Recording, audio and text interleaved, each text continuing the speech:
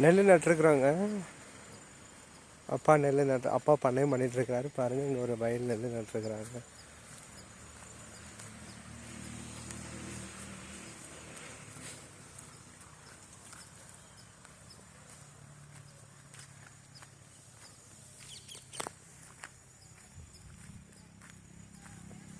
So இது எவ்வளோ அழகாக இருக்குது பாருங்கள், பார்க்குறதுக்கு அழகாக. தென்னை மரங்கள்லாம் பார்க்கவே ஒரு நமக்கு இப்படி ஒரு இது லைஃப் அமைஞ்சிருது, இயற்கையோடு இருக்கிற லைஃப்.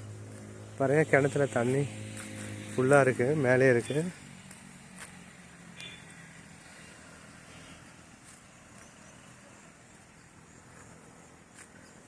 ஸோ போன வருஷம் இங்கெல்லாம் தக்காளி போட்டிருந்தாங்க. இப்போது அடுத்தது அப்பா என்ன பண்ணுறாருன்னு தெரில. மாட்டுக்கு தீவனத்தட்டு கீழே அந்த பக்கம் ஃபுல்லாக தேங்காய் மரம். பரவாயில்ல, எங்கள் அப்பா பண்ணை பண்ணுறதுனால தேங்காவுக்கு பிரச்சனை இல்லை. தேங்காய் மட்டும்தான் கடையில் வாங்குறதில்ல.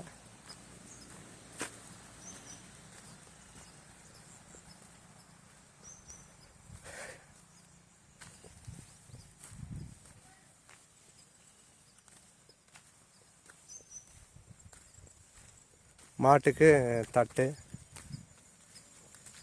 ஸோ மாடு வீட்டில் இருக்குது. ஸோ அப்பா சாயந்தரத்தில் வரும்போது இந்த தட்டு அறுத்துட்டு வந்துடுவார் மாட்டுக்கு. பாருங்கள் எவ்வளோ அழகாக இருக்குது. அதான் இயற்கை காட்சிகள், நேச்சுரல் லவ். சூப்பர்.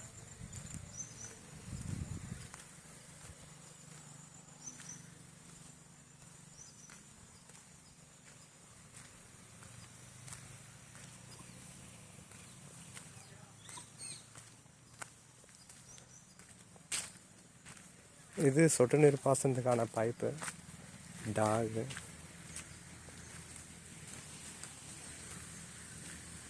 வீட்டுக்கு போறியா? அவ்வளோதான், நானும் கிளம்புறேன். இல்லை, தமிழக தான் போகிறான். சரிப்பா.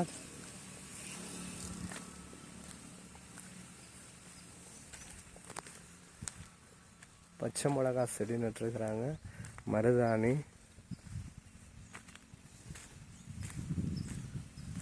மாமரம், எங்கும் பசுமை எதிலும் பசுமை. பார்க்க பாருங்க, அவ்வளோ அழகாக இருக்கு.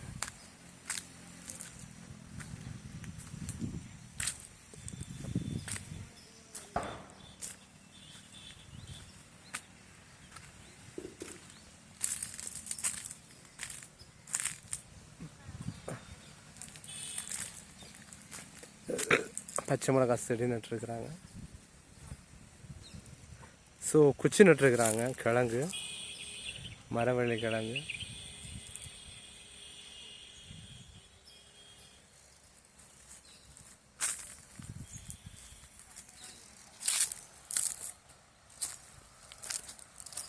பச்சை மிளகா செடி.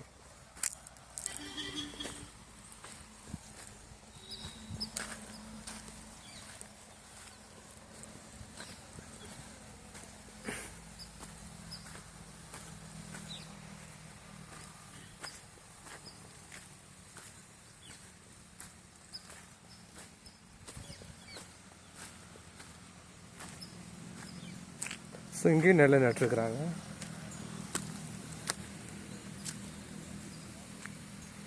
பார்க்க பாருங்க, பசுமை பார்க்கவே ஒரு அவ்வளோ அழகாக இருக்குது. ஸோ இதை பார்த்தாவே ஏதாவது வழி, ஏதாவது மனசுக்கே ஒரு இதமாக இருக்கும். அந்த மாதிரி சொல்லுவாங்க. சின்ன வயசுலாம் முள் ஏறிட்டா என்ன பண்ணுவாங்கன்னா, பச்சை மரத்தை பார்த்துக்கொண்டுவாங்க, அது வழி தெரியாமல் இருக்குது. ஸோ அந்த மாதிரி தான் அந்த பச்சையை பார்த்தாவே மனசுக்கு ஒரு அவ்வளோ ஒரு இதமாக இருக்கும். ஸோ க்ரீன் இந்தியா மூவ்மெண்ட்டுன்னு சொல்லுவாங்க. இங்கே பாருங்கள், நாற்று விட்ருக்குறாங்க. அடுத்தது அந்த கழனி நடுறதுக்காக. ஸோ அடுத்தது ரெடியாக இருக்குது கழனி. Okay, bye friends.